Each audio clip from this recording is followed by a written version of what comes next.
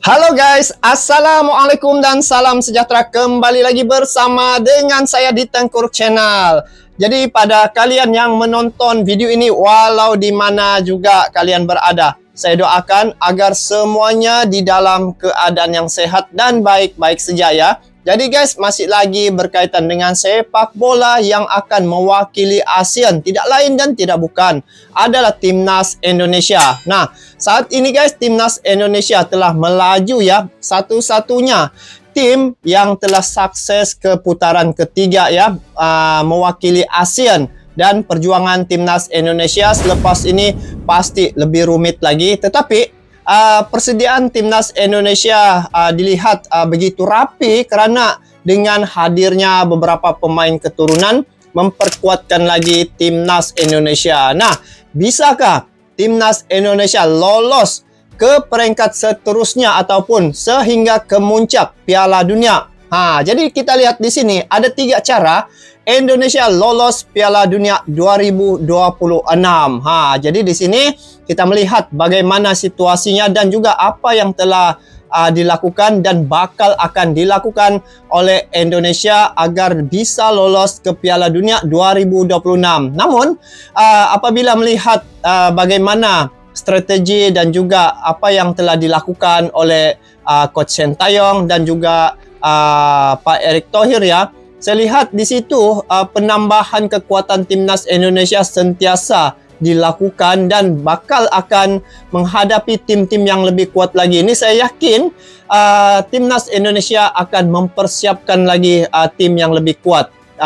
Saya lihat ada beberapa pemain yang akan ditampilkan untuk putaran ketiga ini, terutamanya Martin Paes antara salah seorang yang mungkin akan melengkapi pasukan Timnas Indonesia bagi menghadapi tim-tim yang lebih kuat lagi selepas ini guys. Nah, jadi kita tengok di sini, saya pun mau melihat bagaimana cara Indonesia bisa lolos ke Piala Dunia 2026.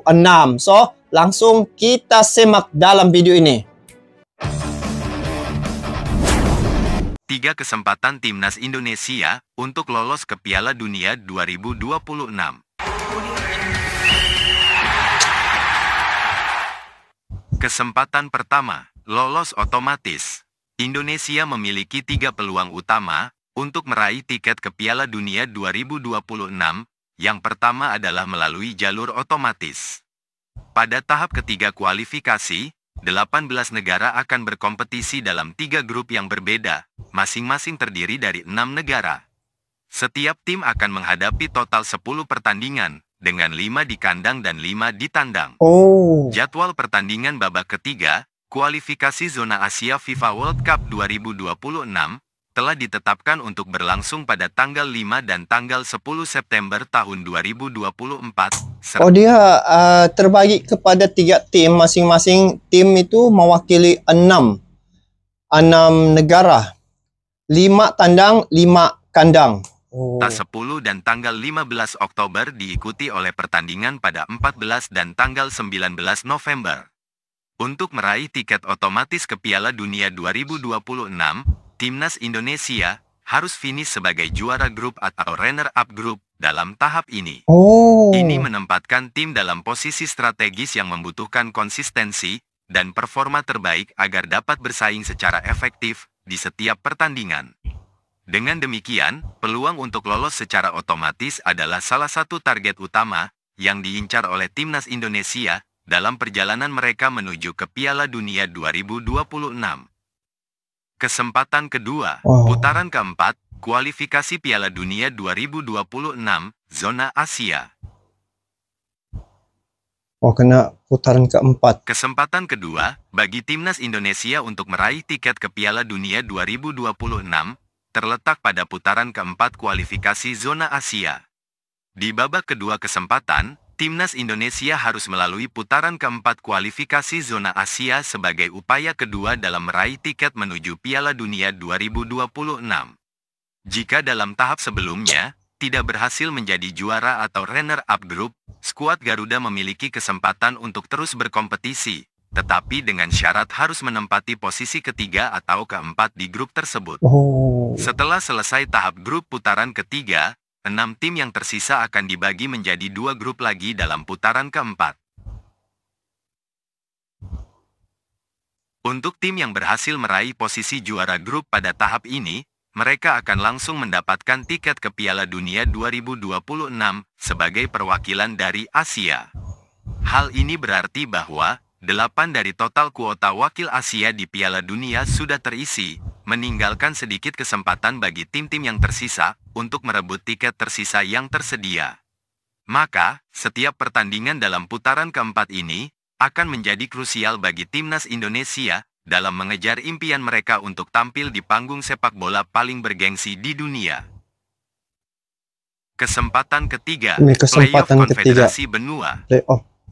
Kesempatan ketiga timnas Indonesia untuk meraih tiket menuju Piala Dunia 2026 mengarahkannya ke babak Playoff Konfederasi Benua, seandainya gagal melewati putaran ketiga dan keempat kualifikasi. Di tahap ini, Indonesia harus memenangkan babak playoff melawan tim-tim dari konfederasi benua lainnya untuk memastikan keberadaannya di Piala Dunia 2026. Proses seleksi peserta dari zona Asia untuk babak playoff ini akan melibatkan 2 tim yang finish sebagai runner-up grup dalam putaran keempat kualifikasi. Oleh karena itu, bagi Indonesia, langkah pertama untuk mencapai babak playoff adalah dengan berhasil menempati posisi kedua di grup pada tahap kualifikasi keempat. Dalam babak playoff Konfederasi Benua, setiap pertandingan akan menjadi penentu nasib. Prestasi dalam babak ini akan menentukan apakah Indonesia akan melangkah ke Piala Dunia atau harus menutup kampanye kualifikasinya dengan kepala tegak tinggi. Oleh karena itu, persiapan yang matang dan performa yang konsisten akan menjadi kunci bagi timnas Indonesia dalam mengejar impian mereka untuk tampil di panggung sepak bola paling prestisius di dunia.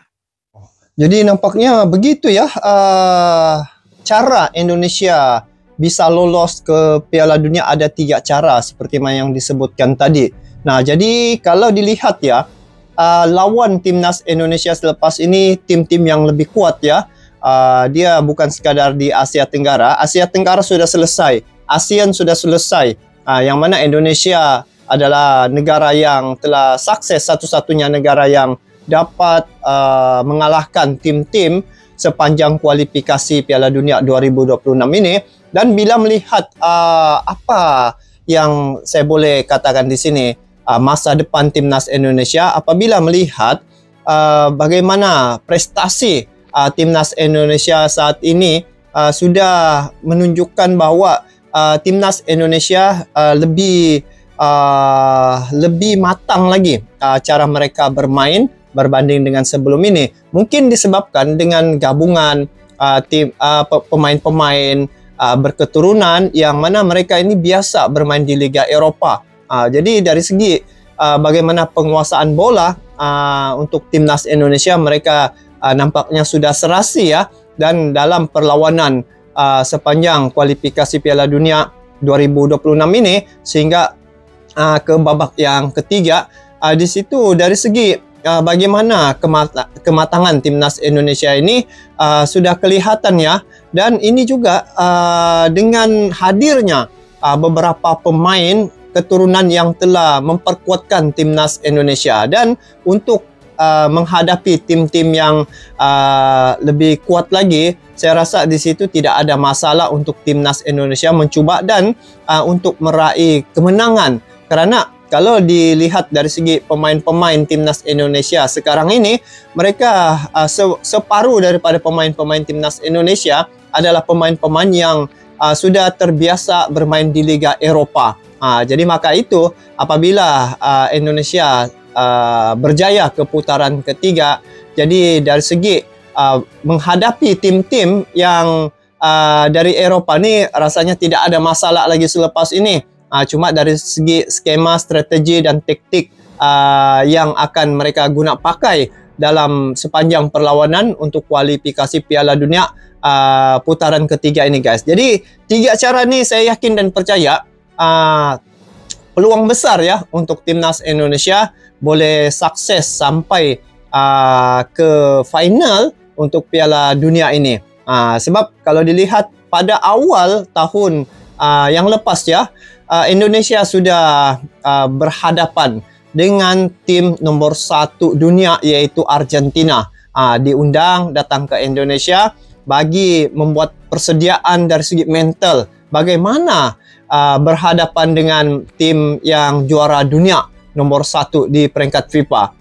Jadi selepas ini mereka akan menghadapi tim-tim yang bawah ranking nomor 1 guys. Jadi itulah satu keajaiban juga boleh berlaku ya. Sebab telah terbukti dalam perlawanan menentang Korea Selatan, Australia, Jordan, di situ timnas Indonesia menampilkan permainan yang cukup matang dan untuk lolos ke Piala Dunia ini memang peluang cukup besar ya. Apatah lagi Pak Erick Thohir ni mempunyai pemikiran geligak ya, pemikiran yang cukup jauh. Bagaimana dia tahu bagaimana politik sepak bola ni, bagaimana dia boleh mencapai sehingga ke tahap yang lebih tinggi lagi. Dan saat ini Indonesia berada ranking 133. Ini bukan satu ukuran bagi timnas Indonesia tidak dapat mengatasi tim yang mempunyai ranking lebih baik, kerana atas kertas memanglah